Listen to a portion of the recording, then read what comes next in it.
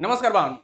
Provisional merit list ही काल लागायला पाहिजे होती. काल संध्याकाळी 8 पर्यंत तरी लागली नाही आणि त्याच्याच अराउंड एक मेसेज आला, अपडेट केलं सीईटी सेलनं की उद्या प्रोव्हिजनल मेरिट लिस्ट लागेल. आता प्रोव्हिजनल मेरिट लिस्ट साठी ना सगळीच मुलं थांबलेत आणि ह्या वर्षीचा नंबर एक्झॅक्ट किती मुलं अप्लाय करणार आहेत, काय होणार आहे हा प्रश्न आहे. प्लस रँक किती येईल आमची आणि किती आल्यानंतर फरक पडणार हा पण मोठा प्रॉब्लेम आहे.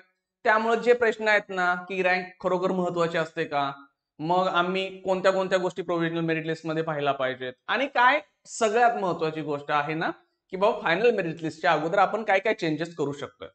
तर हे सगळे प्रश्न आहेत आपण या व्हिडिओमध्ये पाहूया. आता प्रोव्हिजनल लिस्ट बद्दल बरेच मुलांचे डाऊट्स आहेत. काही जणांनी तर म्हणले की सर आमची रँक आल्यानंतर आम्ही गोष्टी काय करायच्या आहेत. हे सगळे जे प्रश्न आहेत ना हे खरोखर लॉजिकल आहेत का हा थोडासा विचार करायला पाहिजे. कारण प्रोव्हिजनल मेरिट लिस्ट मध्ये कोणत्या गोष्टी पाहायच्या आहेत ना हे सोडून मुलं रँकच्या मागे पळत राहतात. कारण रँक रँक रँक लागतं. मागच्या वर्षीच्या कट ऑफ मध्ये पण रँक दिले. तो थोड्याशा डिटेल गोष्टी आपण इथं पाहूया. तर फर्स्ट पॉइंट आहे ना माझ्याकडं, कोणत्या गोष्टी प्रोव्हिजनल मेरिट लिस्ट मध्ये पाहायच्या आहेत. आता पाहायच्या म्हणल्यानंतर आपण काय म्हणतो की बाबा माझं नाव आणि बाकीच्या पर्सनल डेटा तो मी थोडंसं पाहायला पाहिजे आणि ते चेक करा. आता काही जणांचं स्पेलिंग मिस्टेक असेल किंवा काही चुकलेलं असतं. काही मुलांनी तर काय केलंय की 10वी-12वीच्या रिझल्टवरचे जे नाव आहे ना ते सोडून दुसऱ्या वेगळ्या पद्धतीने लिहिले. म्हणजे काय, 10वी-12वी मध्ये कसं असतं आडनाव पहिलं असतं. इथं फॉर्म भरताना काहींनी मिस्टेकनी नावानी भरले. आता हा प्रॉब्लेम कुठे झाला, सायबर कॅफेवाले वगैरे भरताना त्यांनी ते डायरेक्ट नाव बघितलं आणि भरून टाकलं. खूप मोठा का तो इश्यू नाहीये, हे पहिला क्लिअर करतो. ठीक आहे, ह्या बेसिक गोष्टी पाहिल्या. प्रोव्हिजनल मेरिट लिस्ट मध्ये काय पाहायचं हे सगळ्यात महत्वाचं असेल तर ह्या दोन गोष्टी. तुम्ही मेल फिमेल आहे त्याच्यावरून तुम्ही तिथं भरलंय का. काही मुलांचे जे फॉर्म आले ना ते स्क्रोल करते वेळी चुकलेत. म्हणजे काय, मेल फिमेल तिथंच असताना टाकते वेळी थोडस मागे पुढे झाले. तुम्ही म्हणा त्यांना काय फरक पडणार आहे. आता आम्ही समोर गेलोय दिसतंयच ना आम्ही कोण आहे, नाही आहे. कारण फिमेलचं रिझर्वेशन आहे बाळांनो 30%. कारण लेडीज जो कोटा असतो ना तो 30% कोटा आहे. मग त्या ज्या काही सीट आहेत त्या मुलींना मिळणार आहेत आणि चुकून तुम्ही जेंडर चेंज झालं असेल तर मोठा प्रॉब्लेम इथं होतो. मागच्या वर्षी एक विद्यार्थ्याचं ऍडमिशन कॅन्सल झालं कारण त्याला बघितलं नाही प्रोव्हिजनल मेरिट लिस्ट कधी येत्या काय ते असलं काय माहितच नव्हतं. सोडून दिलं, ऍडमिशन पण अलॉट झालं आणि देन कॅन्सल झालं. का, एकदा का फायनल मेरिट लिस्ट आली बाळांनो तुम्ही त्यात चेंजेस करू शकत नाहीये. हे पहिला डोक्यात व्यवस्थित भरून घ्या. का, मेरिट लिस्ट बनणार कशावरून, इथं मेल आहे की फिमेल वरून बनणार. कारण का लेडीज रँक मिळणार तुम्हाला लेडीज मध्ये असाल तर मग त्याचा कोटा वेगळा आहे ना. मग समजा चुकून फिमेलचं मेल झाले किंवा मेलचं फिमेल झाले, समजा एक फिमेल आहे आणि तिनं मेल मध्ये टाकलंय, चुकून पडलंय, तर काय झालं, नुकसान तर झालंच त्या मुलीचं आणि ती मेरिट मध्ये कुठं गेली, मेल मध्ये गेली. जर बदलायचं झालं तर मेल मधनं एक कमी होऊन फिमेल मध्ये ऍड होणार. मग हे कधी होतंय, प्रोव्हिजनल मेरिट लिस्ट लागल्यानंतर जे आपल्याला 3 दिवस दिलेत. म्हणजे आज समजा आज संध्याकाळी मेरिट लिस्ट लागेल, पुढचे 3 दिवस आहेत तुम्हाला ते करेक्शन करायचं आहे. दुसरी महत्वाची गोष्ट, कास्ट. अजूनही बऱ्याच विद्यार्थ्यांचे डॉक्युमेंट्स पेंडिंग आहेत. जर तुमच्याकडे डॉक्युमेंट्स आले असतील तर ते अपडेट करून घ्या. कारण प्रोव्हिजनल मेरिट लिस्ट मध्ये फक्त तुम्ही पावती जमा केली असेल तर तसा मार्क पण येणार आहे की बाबा तिथं सांगितलेलं असतं की हा मुलाचे बाबा हे डॉक्युमेंट्स राहिलेत आणि त्याची फक्त त्याने रिसिप्ट म्हणजे टोकन वगैरे म्हणतो ना ते जमा केले. कास्ट व्हॅलिडिटी मिळणार आहे की नाही हे अजून पण कन्फर्म करा. काही मुलं म्हणतात की डेट वाढवून आले काय आले, अजून तरी कम्प्लीट तसं सर्क्युलर कॉलेजांकडे आलं नाही. ज्यावेळी गव्हर्नमेंट म्हणजे सीईटी सिलेक्ट सर्क्युलर काढेल की 3 महिने 6 महिने दिलेला आहे आणि ते सर्क्युलर अपडेट करेल आणि सगळ्या कॉलेजांपर्यंत पोहोचेल त्यावेळी ते फायनल असतं. मग तुम्ही इथं ट्विट झालं काय झालं कुणी बोललं मीडियामध्ये न्यूज चॅनल दाखवा लागले ते काही नाही. ज्यावेळी सीईटी सेलचं सर्क्युलर येईल आतापर्यंत तरी काय तुम्हाला सगळे डॉक्युमेंट्स पाहिजेत. काही मुलांची व्हॅलिडिटी रिजेक्ट झाले, त्यांनी काय करा, का रिजेक्ट झाले हे माहिती असेल, ऍडमिशनच्या लास्ट राऊंड पर्यंत मिळत असेल तर ठीक, त्यांना नाहीतर अदरवाईज चेंज करावं लागेल. तुमच्याकडे हा ऑप्शन लास्ट राहतो. एकदा का फायनल मेरिट लिस्ट लागली बाळांनो काहीही चेंज होणार नाही. कारण ह्यामध्ये जेंडर बदललं, इकडे कास्ट बदलली, कास्ट बदलली तर काय ऑब्विसली ओपन मधला विद्यार्थी कास्ट मध्ये जातोय, कास्ट मधला की बाबा ओपन मध्ये जाईल किंवा कास्ट मागे पुढे करतात. आता ईडब्ल्यूएस साठी कालच सर्क्युलर काढलं बघा की दुसऱ्या कास्ट मध्ये आहेत पण ईडब्ल्यूएस चे सर्टिफिकेट काढलेत का, मेरिट कमी लागते. पैसे देऊन काढले, 2 नंबरच्या गोष्टी झालेत, खूप मोठा गोळ झालाय. त्याचा व्हिडिओ पण आपण बनवलेला आणि सीईटी सेलने सांगितलं तुम्ही ज्या कास्टमध्ये आहे त्या कास्टच्या रिझर्वेशन जायचं, ईडब्ल्यूएसचं डॉक्युमेंट काढता कामा नाही. हे काल सर्क्युलर आलंय, मी व्हॉट्सअप चॅनल वरती पण टाकले, बघून घ्या. व्हॉट्सअप चॅनल, टेलिग्राम चॅनल आहे ना, तिथं तुम्ही जॉईन करा, सगळे अपडेट मिळतात. फ्री ऑफ कॉस्ट आहे, महत्वाचं म्हणजे. हा, मोबाईल ऍप मध्ये पण तुम्हाला काय कॉलेजचे सगळे कट ऑफ मागच्या वर्षी दिलेत, ऑलमोस्ट सगळ्यांनी कॉलेजच्या लिस्ट बनवलेत आणि बऱ्याच जणांच्या अजूनही अडचणी आहेत. बघू, व्हॉट्सअपला मेसेज वगैरे करा, मी रिप्लाय देतोय तुम्हाला. कास्टचं क्लिअर करून घ्या. ह्या 2 महत्वाच्या गोष्टी आहेत प्रोव्हिजनल मेरिट लिस्ट मध्ये तुमच्या पाहण्याच्या. कास्ट डॉक्युमेंट्स आलेत, बिंदास्त अपलोड करा, चेंज करून घ्या, तुमच्या कास्टला चला. काही जणांना असं वाटतं की माझी व्हॅलिडिटी मिळणारच नाही कारण आम्ही दुसऱ्या राज्यातून आहे, काही प्रॉब्लेम आहेत. काय झालं, कर्नाटक बॉर्डर, गुजरात बॉर्डरची जी काही मुलं वगैरे आहेत ना, ते इकडे येऊन राहिलेली असतात. आता आमच्या इकडे, आम्ही कोल्हापूर साईडला ना, बऱ्यापैकी कर्नाटकातले लोक आलेले आहेत, कारण कर्नाटक बॉर्डर लागते इकडे. तर त्या मुलांना कास्ट मिळतच नाही. मग ते पण ईडब्ल्यूएस साठी अप्लाय केलेत, सर्टिफिकेट वगैरे बऱ्याच अडचणी चालल्यात. त्यामुळे फायनल करून घ्या, प्रोव्हिजनल मेरिट लिस्ट मध्ये त्या गोष्टी चेंज करायच्या. ठीक आहे, हे झालं. ह्या 2 महत्वाच्या गोष्टी आहेत. हे तुम्हाला काही करून व्यवस्थित चेक करा काय झालंय. आता राहिला पुढचा प्रश्न की रँकचा काय फरक पडतो. रँकवर जेवढी चर्चा होते ना, ती मला वाटतं बऱ्यापैकी वायफळ असते. का? एक्झाम्पल देतो. आता तुम्हाला कुठल्या कुठल्या रँक मिळतात, तुम्ही मला स्टेट रँक, पूर्ण महाराष्ट्रात तुमचा किती नंबर आहे, परत तुमच्या कास्टनुसार पण तुमची रँक मिळेल. काही म्हणतील सर आम्हाला युनिव्हर्सिटीनुसार आहे, लेडीज रँक मिळेल. ह्या सगळ्या रँक अजून पुढे जाऊन पीडब्ल्यू मध्ये किती आहे, डिफेन्स मध्ये किती, ह्या सगळ्या रँक्स आल्या. तुम्ही तुमची रँक पाहिली, सगळं झालं, ओके ठीक आहे. त्यावरनं कन्क्लुजन काय करतात, सर लास्ट इयरला ना एक कॉलेज आहे, तिथं समजा 12,322 ला ती कॉलेजची ऍडमिशन मिळाले. असं काहीतरी खूप ठीकठाक कॉलेज नाहीये, पण म्हणू शकतो रँक. कोण म्हणेल सर टॉप कॉलेज आहे सीओईपी, 78 रँकला क्लोज झालं. ठीक आहे, कॉम्प्युटर सायन्स एक्झाम्पल द्यायला लागलोय मी.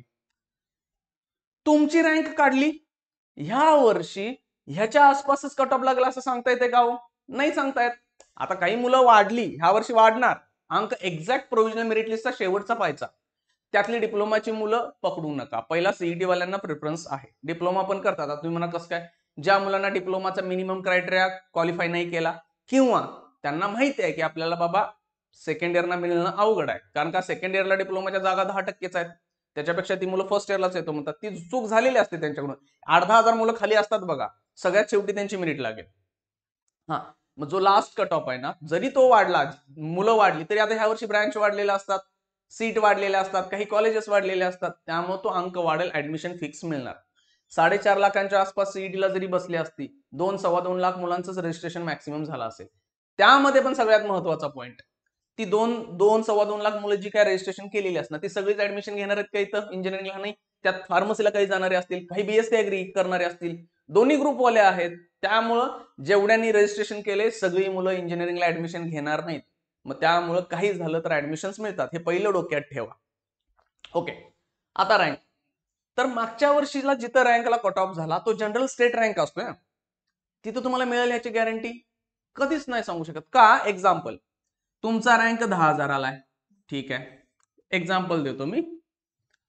तुम्हाला हे माहिती आहे का रे की ह्या 10,000 मधली तुम्हाला एखादं XYZ कॉलेज पाहिजे, त्याची ब्रँच एक ए ब्रँच आहे, चला कम्प्युटर सायन्स, एखादं कॉलेज आहे त्याची कम्प्युटर सायन्स ब्रँच पाहिजे तुम्हाला.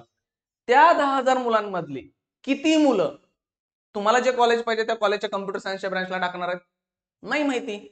कारण का, मागच्या वर्षीच्या जी काय रँक मेरिट असेल ना, त्या वर्षी एक 10,000 मुलं जी असतील मागच्या वर्षीची, त्या 10,000 मध्ये तुमच्या एरियातली किती मुलं होती मागच्या वर्षी हे तुम्हाला माहिती आहे? नाही.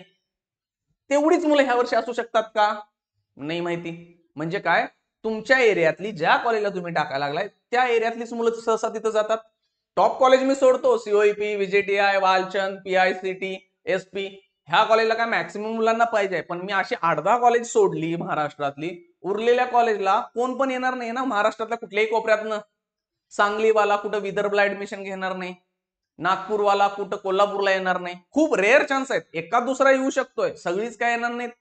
मग त्यामुळं तुमची जी काय रँक आले, त्यामध्ये तुम्ही ज्या कॉलेजला टाकालाय, तुम्ही त्यातल्या आणि त्यात ब्रँचला टाकालाय, किती मुलं टाकणार आहे ते कुणालाच माहिती नसतं. रँकचा फायदा कुठं होतोय? पहिल्या काही 5-10 कॉलेजांनाच, की जिथं सगळ्या मुलांना महाराष्ट्रातल्या जायचं. एक्झाम्पल, कम्प्युटर सायन्स पाहिजे सीओईपीचं, सगळी महाराष्ट्रातली मुलं तिथं अप्लाय करणार आहे.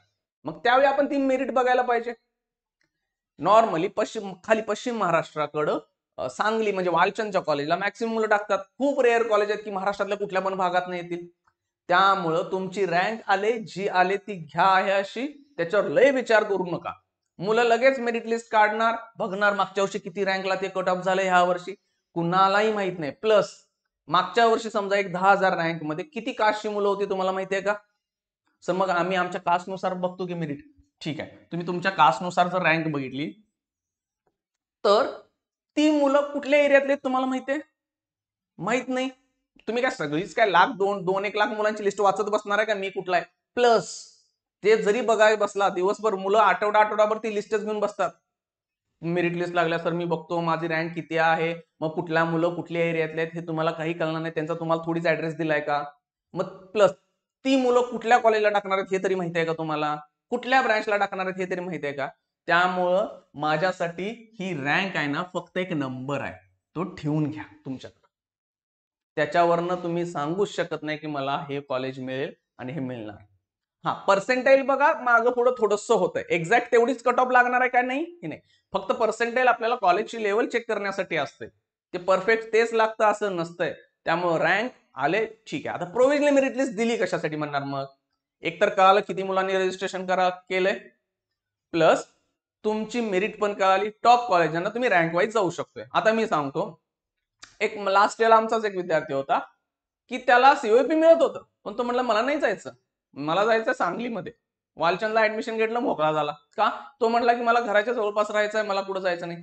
मग त्याला सीओपी मिळत असणारा विद्यार्थी सांगली त्याला.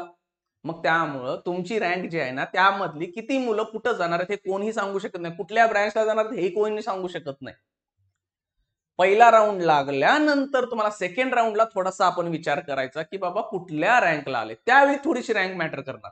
का? समजा एखादं कॉलेज एक्झाम्पल देतो मी, एखादं कॉलेजची बाबा 580 लास्ट सीट भरली एवढ्या रँकचा, आणि तुमचा 581 आहे किंवा 582 आहे, 582 वगैरे, तर ह्या वरच्यातले त्या कॉलेजमधला एखादी सीट सुटली तर तुमचा 81 चा नंबर येईल, मग 82 चा येईल. मग त्यावेळी आपण म्हणू शकतो की बाबा ह्या रँक पर्यंत आलंय ना, माझी रँक जराशी खाली आहे, तिथं मी अप्लाय करू शकतोय. हे सेकंड राऊंड नंतर, म्हणजे पहिला राऊंड झाल्यानंतर सेकंड राऊंडला वगैरे हे पाहू शकतोय आपण. त्यावेळी थोडीफार आयडिया येते. हे पण सांगता येत नसतंय की समजा 500 रँक लागले, 580 कट ऑफ लागलाय, त्यातल्या काही विद्यार्थ्यांनी त्या कॉलेजला अप्लाय केलं नाही, त्यांना रात्रीतनं साक्षात्कार झाला की मला हे कॉलेज मिळू शकत होतं पण मी टाकलं नाही, मी सेकंड राऊंडला टाकतो. त्यावेळी काय होणार? ह्यातली सीट सोडली तर खाली येणार नाही, हे 581 वाल्याला मिळणार नाही. कोणतं समजा 520 वाल्याने टाकलाय मध्ये त्याला मिळणार. का? त्यानं पहिल्या राऊंडला टाकलं नाही, दुसऱ्याला टाकलं ना त्यानं. त्यामुळं रँक हे एक नंबर आहे, जस्ट पाहून घ्या. गोष्टी पाहायच्या कुठल्या? ह्या दोन सगळ्यात महत्वाच्या. हे सगळं पहा आणि जी रँक आली ती घ्या, मेरिट लिस्ट ती काय बनवायची. ओके. हा सगळ्यात ह्यामध्ये महत्वाचा पॉईंट आणि काय येतोय की काही जरी झालं, प्रोव्हिजनल मेरिट लिस्ट नंतर जे काय आपल्याला 3 दिवस दिलेत त्याच्यामध्ये करेक्शन करून घ्यायचं आहे.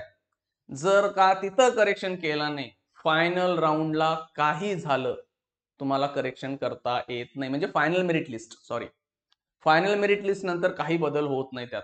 मग तुमच्याकडून काहीतरी चुकीची कास्ट पडली, काहीतरी झालं, त्यानंच ऍडमिशन मिळणार आणि कॅन्सल होणार ते पुढे जाऊन, कारण तुमच्याकडे डॉक्युमेंट्स नसणार चुकल्यामुळं. किंवा तुम्ही टाकले तुमची कास्ट पण तुमच्याकडे डॉक्युमेंट्स येण्याची गॅरंटी नाही आहे, त्यांनी पण थोडासा विचार करा. कारण फायनल मेरिट लिस्ट एकदा का डिस्प्ले झाली, काही करून तुम्ही त्यामध्ये चेंज करू शकत नाही. आणि जर डॉक्युमेंट्स नसली तर ऍडमिशन मिळेल पण ते कॅन्सल होणार आहे. ठीक आहे. त्यामुळे व्यवस्थित तुमची कास्ट, जेंडर वगैरे बघून घ्या. मेरिट लिस्ट नुसार जे काय रँक आली ती घ्या आणि पुढे बघू आपण काय करता येतं. ओके, चला, थँक्यू.